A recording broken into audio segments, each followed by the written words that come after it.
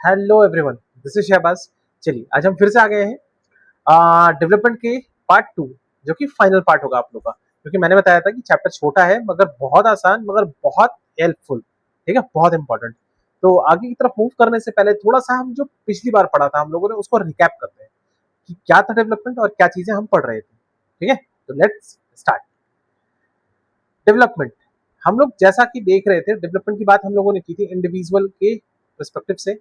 ठीक है, कि इंडिविजुअल का डेवलपमेंट कैसे होगा। अगर इंडिविजुअल कुछ गोल्स है उसे अचीव करता है तब वो क्या हो जाएगा, वो हो जाएगा डेवलप्ड।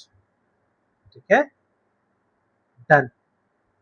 अब वो गोल्स क्या क्या थे, तो गोल्स थे मटेरियल एंड नॉन मटेरियलिस्टिक। ठीक है, मटेरियलिस्टिक लाइक जो चीजों की बात करता है, लाइक गुड्स, फूड्स, ये सारी चीजें, कपड़े, घर, गाड़ी, ये सारी चीजें materialistic. Non materialistic like respect, freedom, dignity and so on. Done. अब आते हैं हम लोग कि यहाँ से अगर ये गोल को अचीव करता है एक इंडिविजुअल तो वो क्या हो जाएगा, वो डेवलप्ड हो जाएगा। चलिए, इसके डेवलपमेंट की बात तो हम लोगों ने कर ली थी। अब बात चल रही थी कि डेवलपमेंट अब देखेंगे दूसरे फेज में नेशन की। ठीक है, जिसे हम बोलते हैं नेशनल डेवलपमेंट। नेशनल डेवलपमेंट की हम लोग बात कर रहे थे, अलग अलग लोगों के हिसाब से अलग अलग डेफिनेशन था।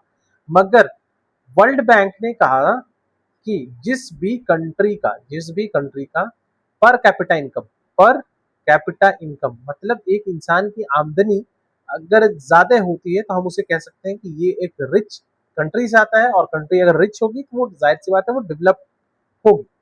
डन। यहाँ तक की चीजें हम लोग पढ़ चुके थे। हमारा ये क्वेश्चन था आज से कि हम आज से ये जानने की कोशिश करेंगे क्या सिर्फ इनकम की बात करेंगे हम, या और भी कुछ पैरामीटर्स हैं जिसे सेट किया गया है कंट्री के डेवलपमेंट का पता करने के लिए। डन। चलिए आगे की तरफ मूव करते हैं। तो अब अदर पैरामीटर्स को पता करने के लिए हम लोगों ने कुछ और चीजें भी सेट की है जिसे हम कहते हैं, क्या कहते हैं, human development index. Human development index. अब ये किसने दिया है तो याद रखेंगे, यूनाइटेड नेशन डेवलपमेंट प्रोग्राम के थ्रू एक इंडेक्स प्रिपेयर किया गया। ठीक है, जिसे हम कहते हैं ह्यूमन डेवलपमेंट इंडेक्स। अब ये इंडेक्स हमें क्या बताता है, ये इंडेक्स हमें बहुत सारी चीजें बताता है जिससे हम ये पता कर सकें कि ये नेशन हमारा डेवलप्ड है या फिर नहीं, या है तो किस लेवल तक है। ठीक है, इसमें क्या चीजें मेंशन की गई है, हेल्थ, एजुकेशन और इनकम। डन। अब हेल्थ किस तरीके से, हेल्थ के लिए हम लोग देखते हैं लाइफ एक्सपेक्टेंसी रेट। क्या देखते हैं, लाइफ एक्सपेक्टेंसी रेट एक चीज।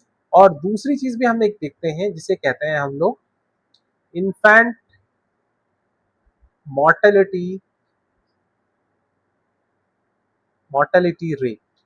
ठीक है, infant mortality rate. Infant mortality rate कैसे निकाला जाता है, 1000 पर ईयर, कितने बच्चे पैदा हो रहे हैं और कितने बच्चे मर रहे हैं 1000 के अंदर। ठीक है, इसका मतलब ये हो गया कि अगर 1000 में से बहुत कम बच्चे मरेंगे तो हमारा इन्फेंट मोर्टेलिटी रेट बहुत कम है। अब हमारा इन्फेंट मोर्टेलिटी रेट बहुत कम है मतलब कि हम डेवलप्ड कंट्री है, हमारे पास अच्छी फैसिलिटीज है, हमारे पास अच्छी सर्विसेज है, इसलिए हमारे यहाँ बच्चे की डेथ नहीं होती। ठीक है, तो ये कहता है इन्फेंट मोर्टेलिटी रेट। तो हेल्थ के हिसाब से 2 पॉइंट, एक लाइफ एक्सपेक्टेंसी कि हम कितने दिन तक जीते हैं, लाइक कितनी उम्र है, अभी तो नॉर्मल हो गई है 60 to 70 के आसपास लोग। ठीक है, second one is infant mortality rate. ठीक है, चलिए अब दूसरा पॉइंट देखते हैं हम लोग। दूसरे पॉइंट पे क्या चीजें हैं इंपॉर्टेंट, एजुकेशन। एजुकेशन को कैसे मेजर करते हैं तो लिटरेसी रेट। लिटरेसी रेट कहने का मतलब ये होता है, लिटरेसी रेट का मतलब 6 से 7 साल के बच्चे अगर पढ़ पा रहे हैं और लिख पा रहे हैं तो हम उसे कहेंगे लिटरेट बच्चे। क्या कहेंगे, लिटरेट पॉपुलेशन। ठीक है, और इनके ऊपर की पॉपुलेशन अगर लिख पा रही है और पढ़ पा रही है सही से तो हम कहेंगे वहां पे लिटरेसी रेट काफी ज्यादा हाई है, और इसे ही हम कहते हैं लिटरेसी रेट। जो कि हमारे इंडिया में सबसे ज्यादा केरला में है। केरला भी, केरला में इलेक्शन हुई था और केरला का नाम भी बदल के केरलम कर दिया गया। हम ये कह सकते हैं हमारे इंडिया में केरलम में सबसे ज्यादा लिटरेसी रेट है। डन। दूसरी चीजें, year of schooling. Year of schooling को हम दूसरे टर्म से भी जानते हैं, नेट अटेंडेंस रेशियो। क्या, नेट अटेंडेंस रेशियो। याद रखेंगे बच्चा पार्टी, नेट अटेंडेंस रेशियो का मतलब होता है कि 14 से 15 साल के कितने बच्चे स्कूल में प्रेजेंट हो रहे हैं और उनका अटेंडेंस रेशियो कितना है। अगर वो काफी ज्यादा अच्छा है, इसका मतलब कि हमारे यहाँ एजुकेशन सिस्टम बहुत बढ़िया है और हम डेवलपमेंट की तरफ मूव कर रहे हैं। क्लियर है? चलिए, थर्ड पॉइंट और थर्ड पैरामीटर क्या है? इनकम। अब इसमें क्या चीजें अप्लाई होगी इनकम में? वही चीजें, पर कैपिटा इनकम। क्या होगी? Per capita income. फॉर्मूला याद रहेगा पर कैपिटा इनकम का। चलिए, अब हम लोग देखते हैं एग्जाम्पल। एग्जाम्पल हमारा है केरला। क्या है? केरला और अदर स्टेट्स। केरला में लिटरेसी रेट ज्यादा अच्छी है, लो इन्फेंट मोर्टेलिटी रेट है, बेटर हेल्थ केयर फैसिलिटीज है। मतलब यहाँ पे सारी चीजें हैं जिसकी वजह से हम कह सकते हैं कि हमारा केरला काफी ज्यादा इम्प्रूव्ड है, ठीक है, डेवलप्ड है, ठीक है, जिसकी वजह से लोगों के इनकम, यहाँ पे क्या लिखा है? इवन थ्रू इनकम में नॉट बी द हाईएस्ट, ठीक है, मगर people enjoy the better living condition. इसका मतलब क्या होता है? लोग वहां पे खुश हैं, पैसा ज्यादा नहीं मगर बहुत खुश है। क्यों? क्योंकि उनकी लाइफ का कंडीशन, लाइफ स्टाइल उनका बहुत अच्छा है, ठीक है। इसका मतलब ये है कि डेवलपमेंट सिर्फ इनकम से डिसाइड नहीं की जा सकती। पैसे से खुशी मिल सकती है मगर बेइंतहा खुशी मिल जाए ये पॉसिबल नहीं। वो हमारा ये चैप्टर समझा रहा है। डन, मैं कुछ नहीं कह रहा हूँ। चलिए आगे की तरफ मूव करते हैं। यहाँ पे एक टॉपिक है आपकी चैप्टर से, यहाँ तक कि डेवलपमेंट का टॉपिक यहाँ तक कंक्लूड हुआ। अब आगे आते हैं सस्टेनेबल डेवलपमेंट, ठीक है। अब सस्टेनेबल डेवलपमेंट क्या है? सस्टेनेबल डेवलपमेंट हम इसे कहेंगे कि फ्यूचर के लिए भी ध्यान रखें, फ्यूचर के लिए भी बचाकर हमें डेवलपमेंट करना है अपना, ठीक है। मतलब हम बिल्डिंग बना ले, रोड बना ले, पेट्रोल यूज कर ले, डीजल यूज कर ले, बढ़िया है, यूज करना है, मगर ऐसा नहीं कि पूरा फूक दे, सब खत्म कर दे, ठीक है। कि अब हमारी जनरेशन है तो हम जितना पेड़ है सब खत्म कर देंगे। क्यों? क्योंकि भाई हमारे बाद कौन आ रहा है? नहीं, हमारे बाद की जनरेशन के लिए हमें सोचना, उनके लिए भी चीजों को प्रिजर्व करना, कंजर्व करना, दैट्स कॉल्ड सस्टेनेबल डेवलपमेंट, ठीक है। वो डेवलपमेंट करना प्रेजेंट में, ठीक है, प्रेजेंट में, जिस डेवलपमेंट से फ्यूचर खराब ना हो। क्लियर है? डेवलपमेंट प्रेजेंट में करना जिससे फ्यूचर खराब ना हो। किसका फ्यूचर? हमारे आने वाली जनरेशन का। डन। अब यहाँ पे बात आती है मीट प्रेजेंट नीड डेवलपमेंट, जो कि प्रेजेंट नीड को मीट करे, ठीक है, मगर ये फ्यूचर जनरेशन को हार्म ना करे। इसी को हम कहते हैं सस्टेनेबल डेवलपमेंट। और ये क्यों जरूरी है? ये इसलिए जरूरी है क्योंकि हमारे पास जितने भी नेचुरल रिसोर्सेज हैं वो लिमिटेड है। इसीलिए हमें क्या करना होगा? इनको बचाना होगा फ्यूचर यूज के लिए। नहीं तो पता चला कि फ्यूचर में लोग तो आए, बड़ी बड़ी गाड़ियां हैं, लैम्बोर्गिनी है और बहुत तरह की गाड़ियां हैं, मगर तेल नहीं, तो चलाएंगे क्या? साइकिल या बैलगाड़ी? इसीलिए हमें फ्यूचर का ध्यान रखना और सस्टेनेबल डेवलपमेंट करना। इसलिए हम कह सकते हैं कि हमें ओवर यूज नहीं करना है, पॉल्यूशन ज्यादा नहीं करना है, क्लाइमेट चेंज जिसकी वजह से होता है और क्लाइमेट हमारा खराब होता है जिससे ओजोन डिप्लेशन भी होता है, ठीक है। इन सब चीजों के ऊपर ध्यान रखना है। डन। तो सस्टेनेबल डेवलपमेंट याद हो गया। यहाँ से याद रखेंगे कि इससे क्वेश्चन आता ही आता है। आगे देखते हैं पब्लिक फैसिलिटीज। पब्लिक फैसिलिटीज क्या क्या होती है और क्यों होती है और ये इसका मेन एम क्या होता है? तो याद रखते हैं सबसे पहली चीज है कि पब्लिक फैसिलिटीज का मेन एम होता है welfare of the people. Welfare of the people, लोगों के लिए।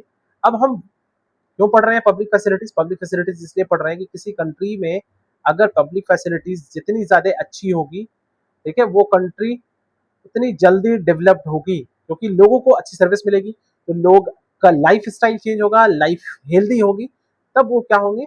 जल्दी डेवलप होंगे। जैसे स्कूल्स, सरकारी स्कूल्स हमारे बहुत हाई टेक्नोलॉजी वाले अभी हो गए हैं, ठीक है। हॉस्पिटल्स इंप्रूव हो रहे हैं, रोड्स अच्छे बन रहे हैं, इलेक्ट्रिसिटी प्रोवाइड की जा रही है, सैनिटेशन, ड्रिंकिंग वाटर। इसका मतलब ये है कि अगर अच्छी पब्लिक फैसिलिटीज होगी तो हमारी लाइफ इंप्रूव करेगी, इसकी क्वालिटी इंप्रूव करेगी। डन। चलिए, दूसरा टॉपिक ये था। तीसरा टॉपिक एक छोटा छोटा दो टॉपिक्स और है, लाइक एक है तो एक ही बचाएगा। Body mass index. What is body mass index? अच्छा हाँ बच्चा पार्टी, सबसे पहली चीज कि बॉडी मास इंडेक्स में यहाँ पे हाइट का स्क्वायर लगा लेना। डन। हाँ, पीपीटी देखना है मगर वीडियोस के साथ, तब आएगा मजा। बॉडी मास इंडेक्स का मतलब क्या होता है? एक इंसान है, उसकी बॉडी कैसे हेल्दी है, ये पता करने के लिए हम लोग एक बॉडी मास इंडेक्स का डाटा निकालते हैं। अब ये मास इंडेक्स क्या कहता है कि अगर 18 से कम है तो आप अंडरवेट हैं, 18 से 24 तक है तो आप हेल्दी हैं, और 25 से 29 तक है तो ओवरवेट है, और उससे ज्यादा है तो आप मोटापे से घिरे हुए हैं। इसे ओबेसिटी कहते हैं, बहुत ज्यादा वेट बढ़ गया है। तो जॉगिंग करना है, वॉकिंग करना है, जिम करना है, वेट लूज करना है और हेल्दी बनना है, ठीक है। तो इसका फॉर्मूला याद रखेंगे, वेट, जस्ट अ सेकंड, इसका फॉर्मूला है वेट इन केजी, केजी में वेट निकालिए अपना, और उसके बाद अपने हाइट को किस में, मीटर में चेंज कीजिए, स्क्वायर, मीटर स्क्वायर, डन। अब इसको डिवाइड कर दीजिए, आपका वैल्यू आ जाएगा।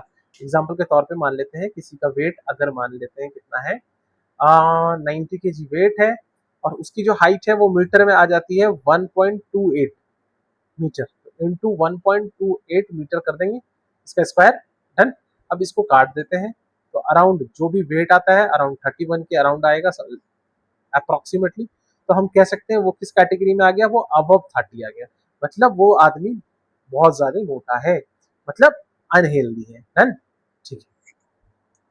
यहाँ तक की चीजें क्लियर है, तो आप लोग अच्छे से इसको दोबारा रिवाइज करें, अच्छे से याद रखें, and thank you so much. पढ़े लिखें और खूब खुश रहें।